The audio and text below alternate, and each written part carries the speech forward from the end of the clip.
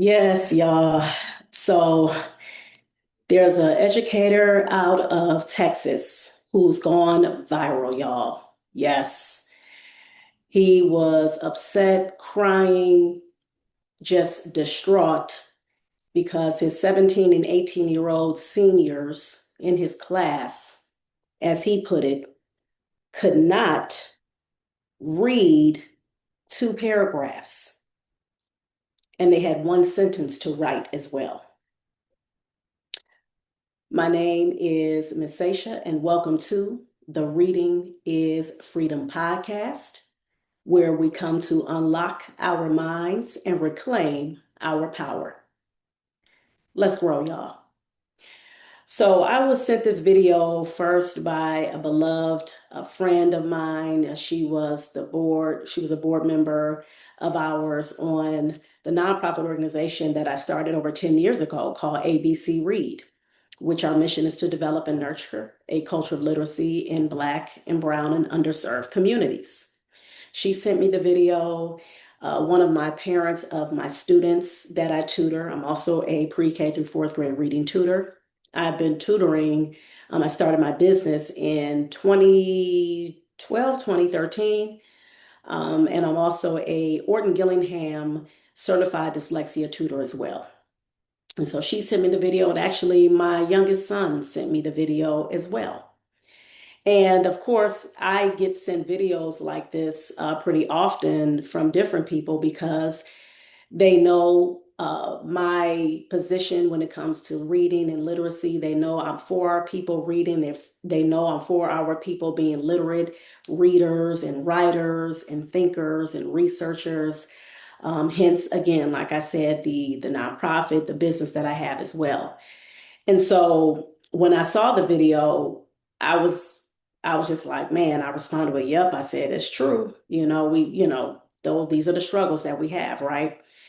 And I knew I was going to want to discuss it on my podcast, but I was trying to figure out what approach did I want to take in discussing the topic, right? Because again, we see these viral videos, we see different people, and he's not the only educator, by the way, that has done this. There's plenty of other educators that I've seen. They'll be sitting in their cars or they'll be in the school and they'll just be like, man, these kids can't read. I told them to, put this sentence together or read this paragraph, and they just couldn't do it. And here it is, they're 12, 13, 14. And here it is, this brother, he's talking about these are 17 and 18-year-old seniors who he he was saying that, hey, we would love to see them go to college, but who knows, right? And he's concerned, and his focus in the video, he stated, was our Black babies and our brown babies, right? And then I was like, I said, what approach am I going to take? And lo and behold, I started taking notes after seeing the video. And it actually brought me to this book here. So I bought this book, I want to say pre-pandemic. So this was probably in 2019 or 2020. So I had this book about at least a good 5, 6 years, maybe 6 or 7 years. Teaching Reading to Black Adolescent Males, Closing the Achievement Gap. And this is by Dr. Alfred Tatum, this brother right here. All right. This book was written in 2005. And what brought me to the book was when I was looking at the video and trying to figure out, okay, you know, this is horrible. I know it is. We know it is. But this led me to some questions. Okay. So, a couple of questions that I was thinking about that came to my mind is when he talked about how they just would not read anything, they did not write anything. Then the other part of the video, he said, but they could reason and defend their positions when they're with their homeboys or, they with their friends. They can reason about different things. They can defend their positions. And which we know as parents or educators, and you're around kids, you've seen kids argue their points, right? So I understand what he's saying. And so I thought about it. One of the things that came to my mind is they just didn't care. That's the first thing that came to my mind. They just did not care. Now, of course, we are going off of what this educator was just distraught about, and he's talking about they couldn't do it, they couldn't produce.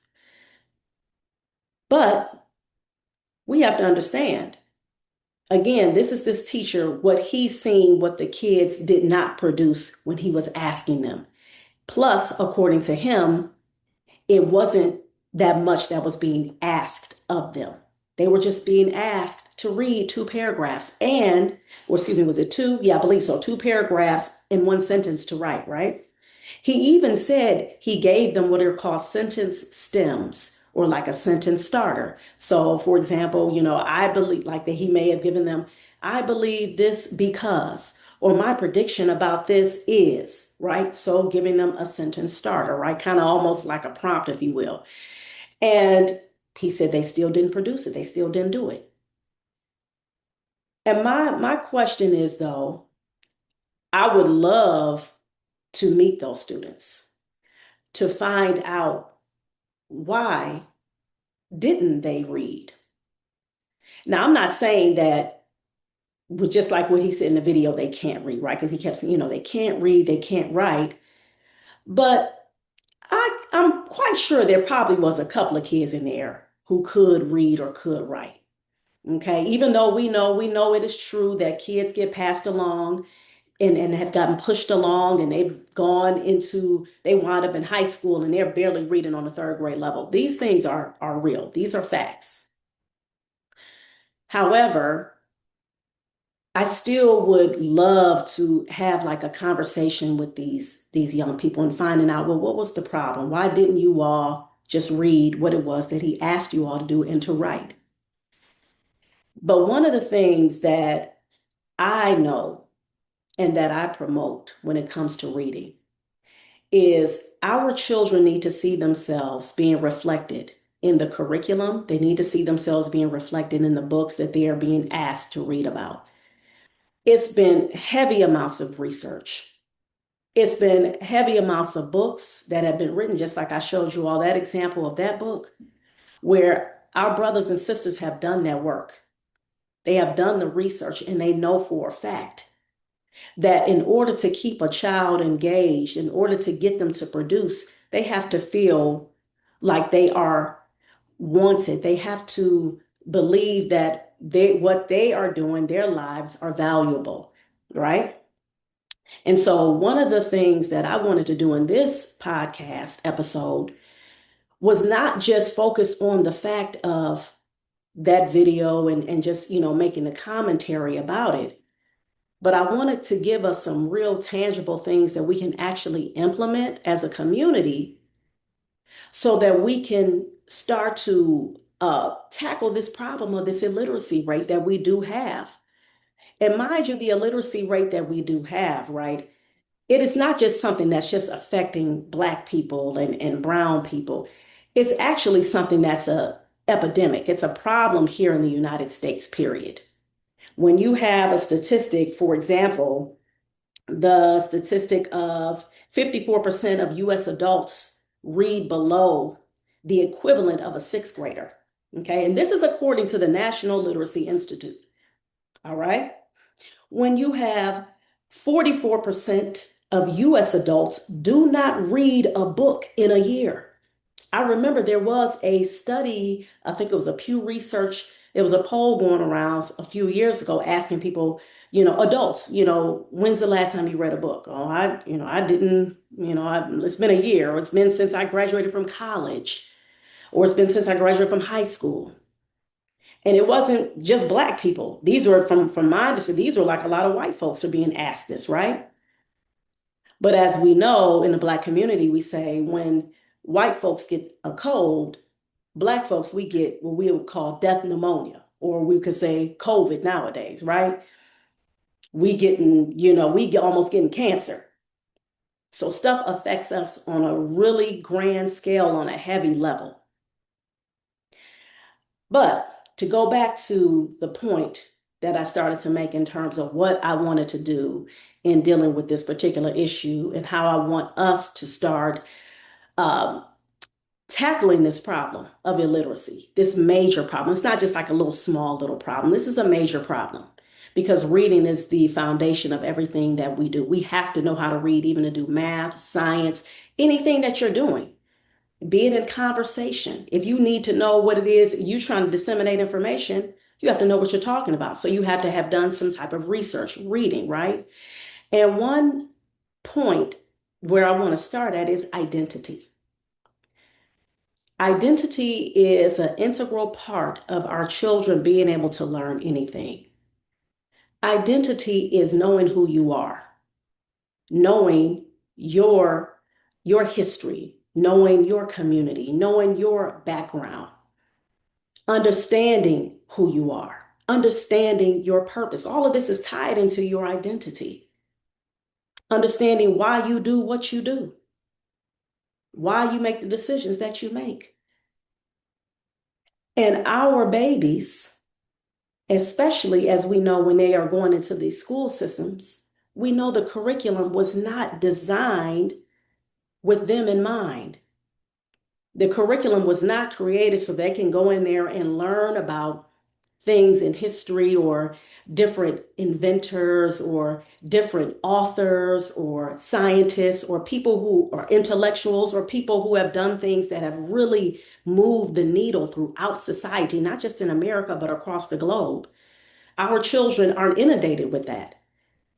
In fact, and this is something that Dr. Jawanza Kunjufu talked about. I believe he coined the term the fourth grade slump.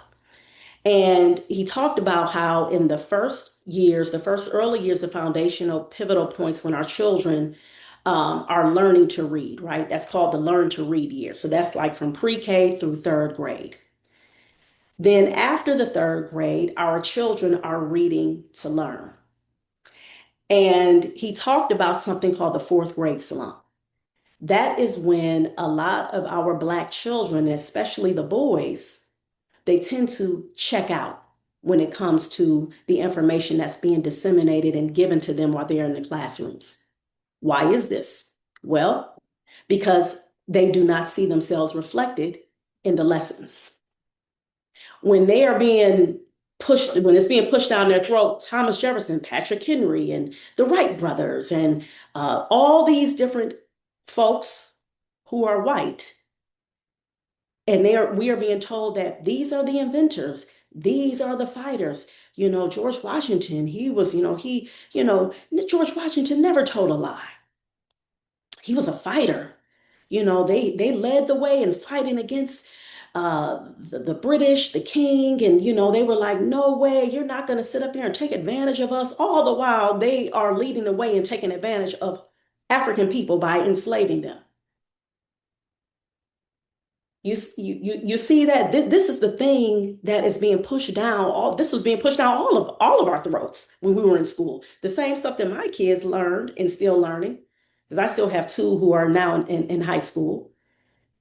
It's the same stuff that I learned back when I was in high school. I graduated in 92. And that's the same stuff that my parents learned. And they graduated in the 70s. Ain't nothing changed. Ain't nothing changed.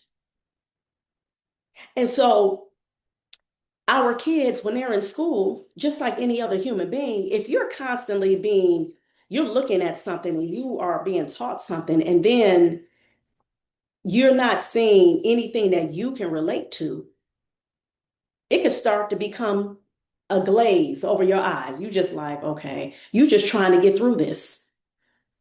And this is one of the major problems that not just myself, I just mentioned Dr. Juwanza Kunjufu, who just passed not that long ago, and people before him, Dr. Marva Collins, all types of it, Dr. Asa Hilliard. Shout out to Dr. Greg Carr, who educated me on him. You had all of these different educators, men and women. I think her name is Barbara Sesmore, I believe, or Sizemore. Please forgive me for mispronouncing her name. All of these different people who were either scholars or educators or people who were just activists. Dr. Amos Wilson. All of these people, they talked about this stuff. If our kids are not being reflected in the curriculum, they check out. And when I say check out mentally, they're gone. They're like, man, okay. And then if they already had had some type of struggles with their reading, it's going to go further downhill because now they're not captivated, they're not engaged. So now let me bring it up to 2026 again, like I said, with this brother who was crying, going viral, talking about his 17 and 18-year-old seniors could not read these couple of paragraphs or write this sentence. My first question is, I would love to know, what was it that they had to read? What was the things that they were being asked to read? Some people, you may be listening, you push it back. Well, it doesn't matter, if they were being asked to read whatever they should have. I would definitely argue those things do matter. Like I said, there's tons of research that shows in different educational journals, it talks about how a child learns better when they are being taught through the lens of their experiences. And we don't live in a culture where it's a cultural exchange. That's not what America was built on. It wasn't built on a cultural exchange. It was built on oppression and dehumanization. And that's why you have a curriculum that is heavily rooted in Eurocentric and Westernized ideals. That's why one of the first things you start to learn is about the Greco-Roman society, because they want to put that foundation in there because they want to promote and try to act like that we are about democracy. And the word democracy that comes from the Greek and, it's for the people and all of that blah, blah, blah crap. This is what America was built on. So it wasn't about a cultural exchange where, yes, we're going to learn about these cultures and these people, we're going to learn, and these people, they had this to offer. No, it was about, you're going to learn how these white folks went and they dominated and they went and oppressed those who were weak. And one of the first ways they did that was through division. Remember, when our ancestors were enslaved and they were taken from the continent and put in those slave castles, they were put in those holding cells before they even actually was put on the boat. They knew already, we got to divide them. We got to divide these different tribes. We have to have this tribe that's from this tribe, and we got to put them together. We have to start creating division. We have to start telling them they cannot speak their language. If I hear you talking that talk, then we're going to beat you, or we're going to gouge your, take your tongue out. We're going to do all kind of sick demonic things to you, because what we have to do is we have to start to take out of your mind anything that's connected to your traditions and your culture. Because they understand that when somebody has a connection to their culture and when you are connected to your community, your people, it empowers you. It builds you, it lifts you. Now you know you have a purpose. Now you understand whose shoulders you stand on. Now you know who you belong to. So that's why they begin to chop that up. And so, again, speeding it up back to, again, the classroom and what they have done. And they have made sure that this was done on a mass level. This ain't something, as we know, you can have the same curriculum that here in Cleveland that they're going over. They're doing it in Baltimore. They're doing it in Philly. They're doing it in New York. It doesn't matter where you go. It's still going to be pretty much the same. You got to learn kind of these same ideals because they want you to buy into this American exceptionalism. Well, see, we are better. We come from the survival of the fittest. See, we came and we saw and we conquered. We start running ish. Once again, putting in our minds what? That power tripping. That what? I am the one, we are the one who's in domination and control. We got the bigger guns, we got the nukes, we got this, we got that. So you need to shut up and bow down and listen to us.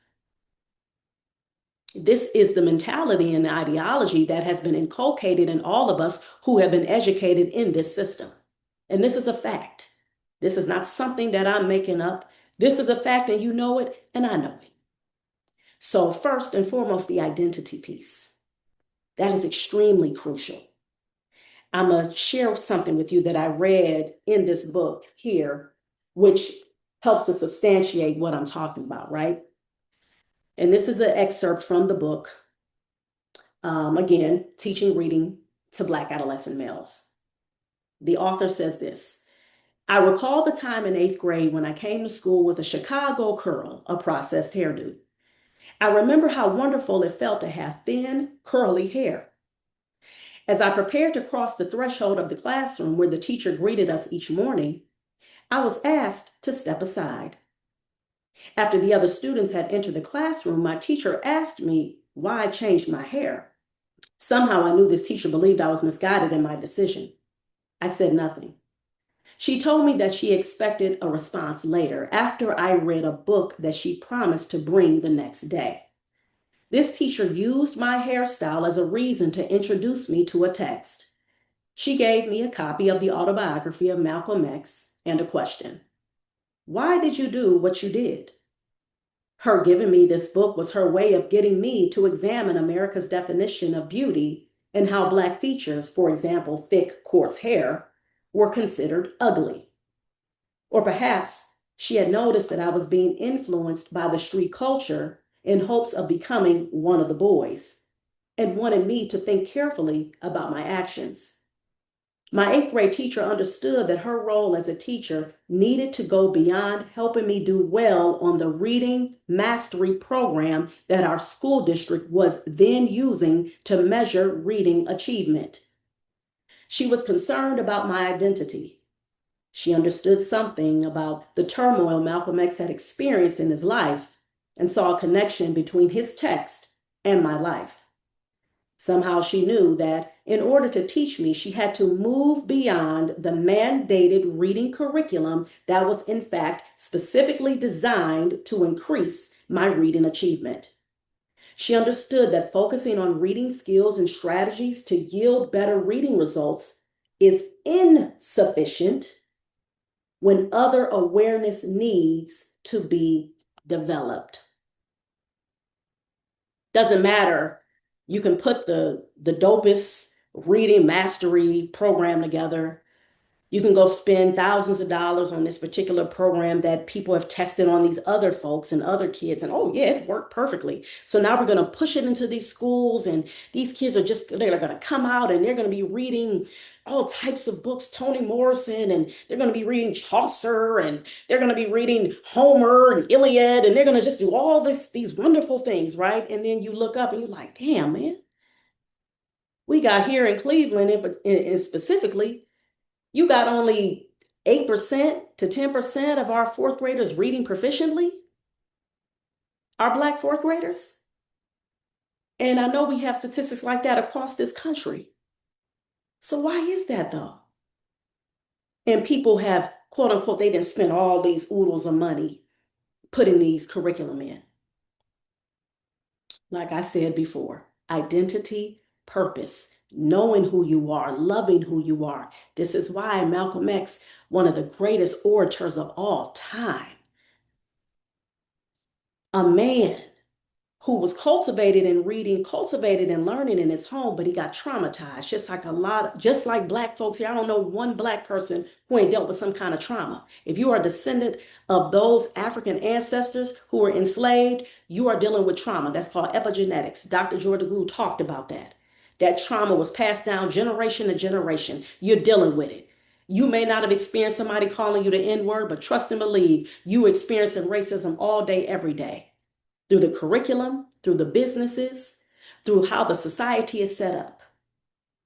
When we look to see that people who are considered successful, doing well, and you see these people, they don't look like you, or you go places and you see that these folks, you're like, man, how are they able to beat this case? And my cousin could not. And my cousin never, ever went to jail before. But here it is, they're facing 35 years for something that they did where it was self-defense. Right? These are things that we know for a fact that Black people have dealt with. But when you have a system that tries to beguile you and try to make you feel like, well, see, yeah, we these kids, they just want to stop it there. They ain't reading. They don't want to read. Hmm, why don't they want to read though? And of course, this leads me to the next point that I want to make. It's the cultivation of literacy in our homes. It's developing that culture of reading and writing, normalizing it. That is a pivotal part to us creating strong, confident readers. And this is something, once again, like I said, another book that I like to reference, Awakening the Natural Genius of Black Children, written by Dr. Amos Wilson. This book was written when I graduated from high school in 1992. And he maps out in here all of the different things that Black people should be doing. It's a necessity for us to do in order for our children to see their genius and to produce and to make sure that they are showing their genius no matter the situation. But it starts at home. If you are in a home that you see your parents reading books, you see them having conversations about different things on an intellectual level and not just being emotional, but actually bringing up real evidence about different things. You grow up in a home where your parents, they not only read to you, but they also ask you, what are your thoughts? What did you think about that book? How did you feel? Did you like it? Why did you like it? Having conversations, those things build the literacy skills. These are things that we know for a fact is extremely lacking. And I've talked about this on my other episodes, why they're lacking. And it goes even before the social media piece, even before that. When we're talking about, having our homes, we take it back to even in the Black community where we knew there was a time where we had a significant amount of both parents in the home. We had our family and community who was more like a village mindset, right? More of that concept. But a lot of that got broken up, especially during the crack epidemic in the 80s. And even I would say before then, and I know there are people who've done studies on it, and they can really break down in terms of the timeline. But I'm thinking about times when I was growing up and what I saw and I remember because I grew up during that time. And you're talking about times where our folks were getting addicted to that drug, going to jail for selling that drug. And then that's where they started too. They started implementing that the special education. If you go look that up, and I have to shout out Dr. Umar Johnson for that, because he wrote a book about that, talking about how when they started to really implement the whole special education process and how they started to, as we see to this day, majority of our Black children when they are in schools, a lot of them are pushed into the special education track, especially Black boys. These are things, again, that has been done to our community. And we cannot escape that and say, well, that's separate. Our kids should still know how to be able to read a couple of paragraphs when they're 17 and 18. No, it's all connected, baby. You can't separate it. That's just like somebody trying to say, just like the things that we're dealing with right now to this day, when we see all the different ills, when we see Black people struggling financially, educationally, when we're struggling with resources, we're not just going to put them in the back and say, these Black people see, they don't really be trying to work hard and trying to study and it has a root cause to it. Now, does it mean that we stay stuck there? I'm not saying that at all. I'm far from the one who says we're victims and we stay stuck and see it's their fault. That's not what this conversation is about. But it is about holding people responsible and accountable and telling the facts as we know that they are. And I come with evidence. I'm not just talking out the left side of my butt cheek. As shout out to Karen Hunter. I love when she says that. I ain't talking like that. I'm talking about things that I know I've read, that I've studied, the little bit that I've read and studied, by the way, and the lectures that I've listened to, and the scholars that talk about these particular ills in our community. We can't separate them. So again, I talk about the identity piece. I talk about also developing the culture of literacy in our homes. That's extremely important. And we have to be consistent with this. And we cannot depend on a school system to educate our children. And that's one of the places where I truly believe in the Black community where we've dropped the ball. I know you know and have heard folks say, well, you're supposed to be educating my baby. How come my baby can't read? And my first question is, how come you didn't make sure that your baby can read? And if you know that there are certain things that you didn't know how to teach, well, why didn't you try to outsource and try to get that help? And it's not just on mama either. We're talking about mamas and daddies. And if two parents, if you're not together, if you're not married, you're divorced, or whatever the case may be, it's not just on the mother, it's on both mother and father. And I said that, yes, intentionally, because especially being a mom, a Black mother, that is something that we hear a lot. We like to look at, okay, yeah, the mama, you this and then do, and it's like, no. It takes two to make a baby, it takes two to raise a baby, and it takes two to educate a baby. And so we need all hands on deck. We need our people to step it up. We can tackle this problem. Our babies do not have to be in a position where they are not reading and writing, especially they're 17 and 18 years old. But we have to be honest about the problem, and we have to start fixing the problem the way we know how to fix it in our communities. All right, so you all take care, and I hope this was beneficial, and I want you all to please keep reading for at least 30 minutes a day, and remember, reading is freedom.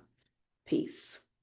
All right, thank you everybody for listening to another episode of the Reading is Freedom podcast with your host, Ms. Sasha.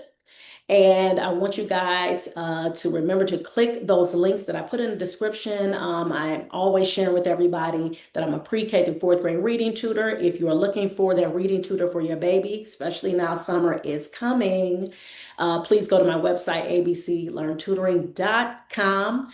Also, I'm the founder executive director of ABC Read, which is a nonprofit organization that I've been blessed to start over 10 years ago. We've been impacting our community here in the greater Cleveland area for over a decade, you guys, because we are in the business of combating this high levels of illiteracy that has been plaguing our Black and underserved communities. Go to abcread.org if you would love to make your donation.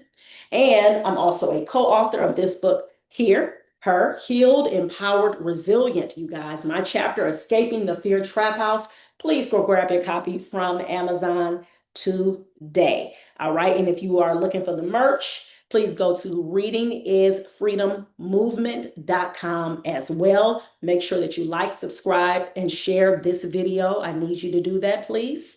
And remember that reading is not optional. All right. So you guys take care, and remember, reading is freedom.